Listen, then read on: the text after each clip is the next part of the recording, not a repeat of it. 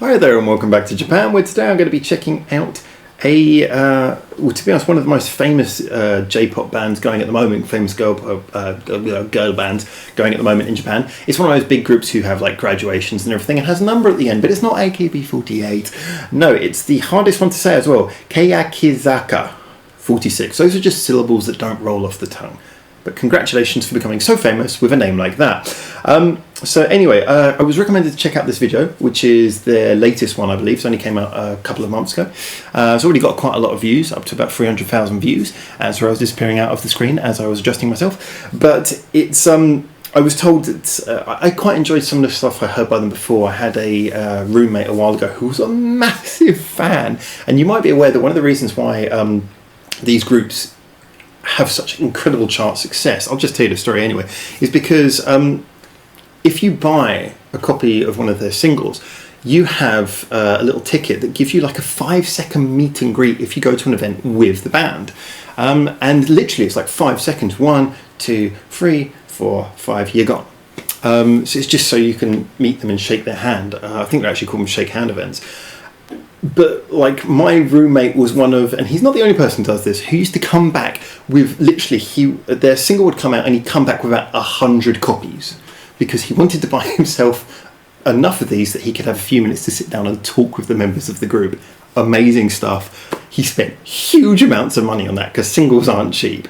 And yeah, that was one of those things which was, as a result, it results in huge sales. I'm not saying that's the only reason, but it's one of the reasons. And yeah, there is no law in Japan about one person buying multiple copies of a record increasing the chart position. So this is one of the reasons why they chart so well. So they are one of those, you know, hyper mainstream idol pop groups who do get some derision. Occasionally from myself, I'm not a big fan of how the whole sort of thing works with groups who have like 1 million members and graduations and things, but you have to appreciate them on a musical level when they do good music. And I've got to admit, Keyakizaka46 do quite often deliver better music than I'd expect from a lot of the others. So I'm going to check this out. This is their newest song, and go.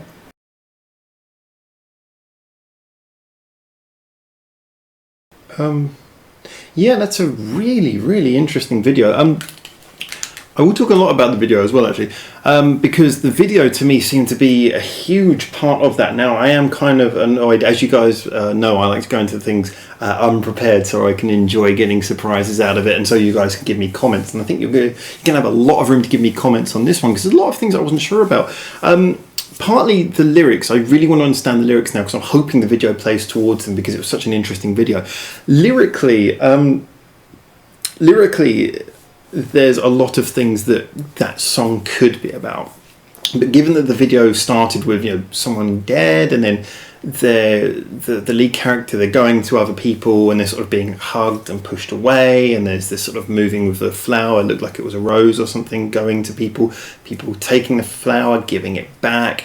There was a sort of general feel that the song was about the idea of sort of rejection or losing people or gaining people, maybe from the perspective of love or other things, like the thing where the girl falls over and they pick them up and, you know, sort of push them forwards and help them on their way, but then they're always left on their own while everyone else is running away. There's a lot of interesting things. I mean, for a start, it was beautifully filmed, regardless of subject. It was a beautifully filmed video.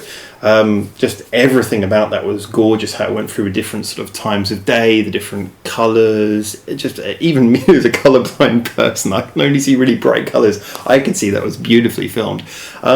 And yeah, there was just a lot of things about that were really interesting, and what a fantastic setup. I know that's one of those videos which is designed to look like it's all one shot, but they can film that sort of thing using multiple shots in actuality, so I don't know whether that was filmed as one shot, whether it was several shots edited together, but it just flowed beautifully and it looked like there was so much orchestration in it.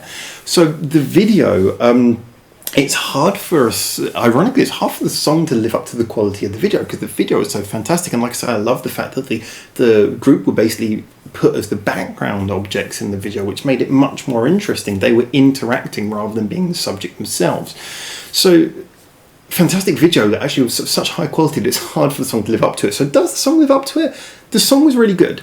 The song was really good and definitely enjoyed it. It's a sort of song where if I heard it again, I'd be happy if that came on the radio. I'd be like, yeah, good song, nice and catchy song. It's got feeling, it's got nice explosive choruses, it's got a Eurovision style key change at the end, you guys know what I mean, up by 2 and off we go. That's a good way of adding a big drama to the end of the song. So there's a lot of things about that I really liked. Is it just kind of a little bit safe? Yeah. I didn't think there was anything about the way that song was written or produced that was really pushing any boundaries. As a group, I know they can occasionally do quite out there songs, not to like the Bish level of crazy, but they can do songs that you wouldn't expect from, like I say, a company controlled, graduation based idol pop group. They can occasionally be more creative with their songs than I think artists like AKB often are. But that one was about as centre of the road as you can get. Everything about the sound, everything about the production was very safe. It did have a good melody, but even the way it was written, like the final cadence of the chorus, the da da da da da, they've done that a couple of times in other songs as well. So there was a lot of things about that to me didn't feel like they were really doing anything except for phoning in another safe hit. But it was a good hit. It's the sort of song where, like I say, if I heard it on the radio, I'd be happy and I'd turn it up and I'd listen to it all the way through because it was just a good song. So, like I say, nothing particularly wow about the song, but it was good.